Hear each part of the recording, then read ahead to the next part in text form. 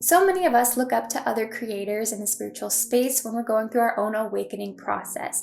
And I think that's because it's pretty uncommon for us to have a big group of friends who are all going through the same thing in relation to spirituality. Unless you're living in like LA or even Austin, Texas right now, there are some hotspots around the world for spiritual communities, but it's kind of rare to have them in your everyday life. So we look up to our favorite creators for support and community. And I find that when I'm going through a tough time in life and I'm watching spiritual people online, I just start to feel kind of bad about myself because I feel like I'm dealing with all these stressful emotions and they're able to maintain this beautiful composure and just embody this higher level of consciousness all the time. And I'm here dealing with a really difficult issue. Why can't I be like them? And as somebody who is a creator myself, I like to show the real raw things that are going on my own spiritual evolution. So if you appreciate that, definitely subscribe.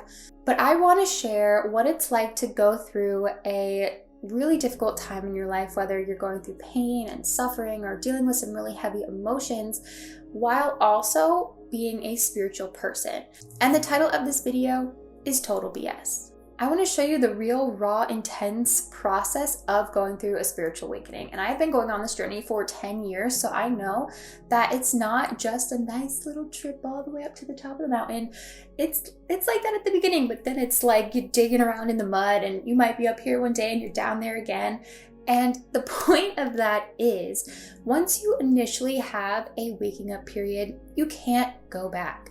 You will never not see the world from a higher sense of awareness. And that's essentially the point of this video.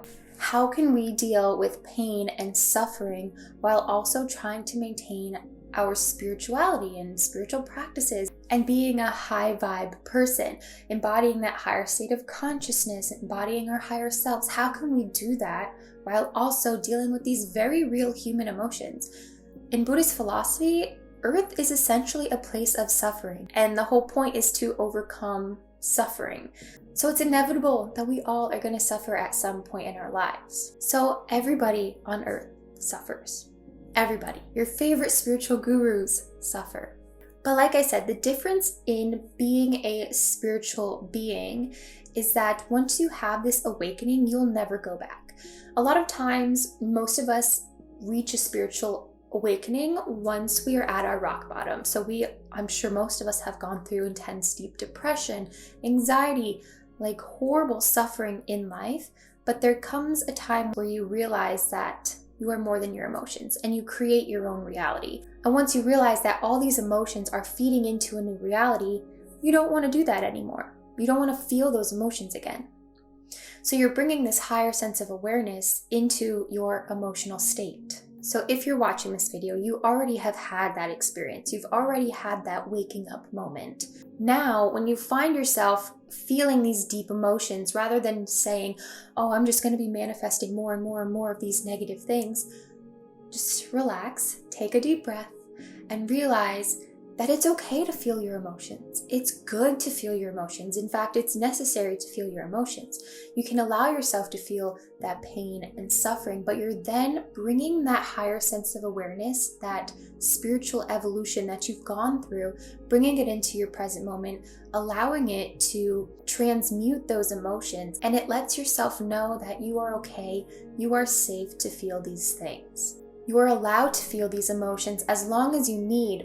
But the difference is your self-awareness is so much higher to the point where you most likely, that's the goal, will not allow yourself to step into that depressive state again. My hope is that by making this video, I can share with you that if you're feeling these intense emotions and you may be feeling like I'm not a spiritual person or whatever might be going through your mind, going through these things doesn't mean you're not making progress. That's something that I go through as well. I'll go through periods where I'm doing great and then I'm not doing well. And it doesn't mean that you're not making progress, because again, you're bringing this higher sense of awareness down into your 3D body, into your emotions, and you're able to really work with them rather than how you may have before you had this spiritual awakening and letting them completely take over your life. So instead of thinking you're not making progress, you're actually doing the opposite. When we go through pain, we can either face it head on, really feel it and process it, or we can pretend it's not happening. We can distract ourselves, but we could distract ourselves with things that are really healthy for us, like meditation and yoga and all of our healthy daily practices. But when we're not allowing ourselves to process our emotions, most of the time what happens is it gets stuffed down and it becomes a blockage somewhere within your body. But if you allow yourself to feel these emotions without distraction, so you sit down for a few days and just cry and just think about all the things that are bothering you, you can journal on it, that works its way through the issue. Rather than stuffing it up into a nice little ball and hiding it somewhere in your body, you're peeling it apart and it just kind of evaporates. It's not going to become a blockage. I'll give you an example from my own life. For the past 2 to 3 months, I've been really struggling. You may have noticed I haven't really been online, and that's because when I'm going through something, I kind of become a recluse. I kind of just want to be by myself, and that may not necessarily be the healthiest thing in the world, that I like to be alone, but it's my way of processing my emotions. Maybe about 6 weeks ago, my dad was diagnosed with ALS, and that kind of just threw my whole world upside down. I had been not doing so well, but that on top of it just kind of collapsed me. I already had not been feeling that great, but once that hit, it kind of felt like I could no longer just put on this, I'm okay, like don't worry about me persona. I just really needed the space to grieve. I needed time. I needed to process what was happening, how my life is going to look like without my dad. It was just a very big shock to me. And I think that when people sometimes get news like that, they might just continue on with their daily lives, like doing what they can control, but they're not allowing themselves to feel and process, and in my case, grieve, which was an interesting thing to even deal with in the first place because my dad's still alive.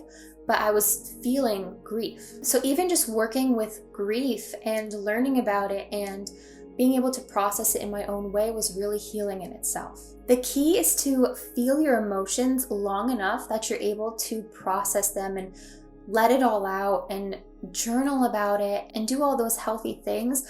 But do that without allowing yourself to step into depression. And again, you're bringing your higher sense of awareness into this processing period, so you're able to then notice when those signs of depression might be stepping in. And for the past month or two, for me, that's looked like a lot of crying, a lot of stress, but also not wanting to do things that I love to do, like create videos or go for walks or hang out with friends. I was sleeping in later than I normally do. I was taking a lot of naps, which is something I never do. I was going to bed way earlier than I normally do. I wasn't wanting to text people back, and I definitely didn't want to just sit down and do my daily spiritual practices. And even though a lot of those were not good, I allowed myself that time to be sad and be depressed and cry and process. But once the tears subsided, once I stopped needing to journal about how I was feeling and the lack of motivation to do anything continued on, that's when that higher sense of awareness kicked in and was like, okay, I've processed my emotions, I'm feeling okay, now I have to get my life back together. I was aware the whole time of when I was going through this, it's like, okay, this isn't just a blimp in time, I'm still myself, I'm still here.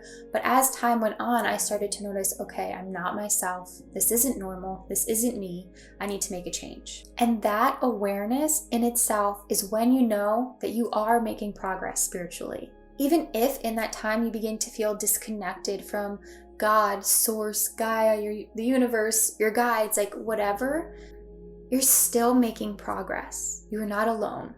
And that's because you're bringing that wise mind down and realizing this isn't me and I'm going to get out of this. And how do we do that? Well, it looks different for every single person. My biggest piece of advice is to do a morning practice of some sort. And this practice can look totally unique to you.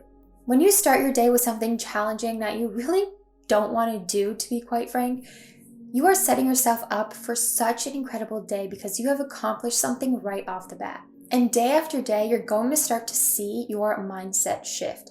And by allowing yourself this sacred time to devote to yourself, you are saying to yourself, to your inner child, to your higher self, to your spirit guides, to God, that I'm showing up. I'm taking time to show up regardless of how I feel. And even though I don't want to get out of bed right now, even though I don't want to do breath work or take a cold shower or a cold plunge or meditate or do yoga, I am sitting down and I am devoting this time to me. And that sets you up for the best day possible. And even when you're in the darkest times and you show up for yourself, you are saying to yourself, I love myself so much that I'm willing to show up no matter how badly I don't want to do this. I will never abandon myself. And I love myself, and I know that I am so divinely loved that I am showing up for the divine that lives within me. For me, the number one thing that helps me, literally shocks me out of this depressive state, is taking a cold shower in the morning. I know that's not something anybody wants to do. It's freaking winter outside. I don't want to take a cold shower. But every morning I had been saying to myself, I'm going to get up, I'm going to meditate, I have to get up, I have to do this. I have to get back into my daily practices. And I didn't want to. I wanted to lay in bed until as long as I possibly could. But one morning it just got to the point where it's like, I have to make a change. So the first thing I did was stepped in the shower, no heat on at all, just freezing cold for 2.5 minutes while listening to affirmations on my phone. Once the timer goes off, you are just like, I just did the most challenging thing first thing in the morning on a really cold day. I didn't want to do this, but I did it and I feel amazing. After that, I feel like I can do anything. I love the way my body tingles afterwards, so I'll put on a sweatshirt and I'll sit down right here and I will do a meditation or I'll do breath work and I'll start my practice. And I swear something about the cold water just shocks it out of you. So if you're somebody like me who's just struggling to find the motivation to get up in the morning or to start your morning practice, try a cold shower. Do it for 30 seconds. Just hop in with it cold, 30 seconds, wait for a timer to go off, turn it off and jump out. That will make you feel like you can take on the day. In the shower, you can't think about all the things that are going wrong. You can't think about what's going on in your day. You can't think about what caused you stress yesterday or what you have ahead for the day today. You can't think about anything else but your breath. You can't think about your anger, your sadness, your stress, your frustration. You can only think about the cold and your breath. And when the timer does go off, the biggest smile comes on my face because I did it. I accomplished something really hard first thing in the morning, and now I'm ready to take on my day. And doing that day after day, even if that's the only thing you do, sets you up for a huge mindset shift throughout the day ahead. And by doing that, it gets me motivated to then do my daily practice. My daily practice looks different every single day, but it can include for you a gratitude list, journaling, breathwork, meditation, yoga, dancing, body movement, prayers, reading spiritual texts, whatever book that you're currently reading. You can read a chapter of that. You can pull tarot cards, pull oracle cards for the day, whatever connects you to yourself and to source. For me, it's whatever I'm craving in that moment. Whatever I need for the day is what I'll give myself. And by doing this every single morning for 30 minutes, carving out time for yourself, showing up for the divine within you, you are giving yourself that time to recenter yourself, fill yourself up. You're like literally recharging yourself. When you've gone through pain and suffering, it's like your battery is just slowly draining and draining and draining. So it's not going to be like one day you're all the way up here. It's going to be a slow recharge that you have to go through. And this daily practice that you're going to do every single morning for 31 days, we'll try that, will help you get you there. I call it sacred devotion. It's showing up for yourself. It's creating sacred time to devote to yourself, to your higher self, to your inner child, devotion to healing. You are carving out time for sacred devotion. And if you want support along the way, I have a Facebook group, the Aurora Community. I will link it in the pinned comment and in the description box. You can join us there. I will be continuing to support you through this journey. And there's a wonderful community in there who are going to welcome you with open arms and support you. So if you're looking for a community, definitely check that out. I'm so excited to welcome in 2023 with you guys. Hopefully it will be a wonderful year. Definitely subscribe for more videos from me. And I'm just so grateful for you. I'm sending you so many blessings. If you're going through a rough time, I love you. I'm supporting you.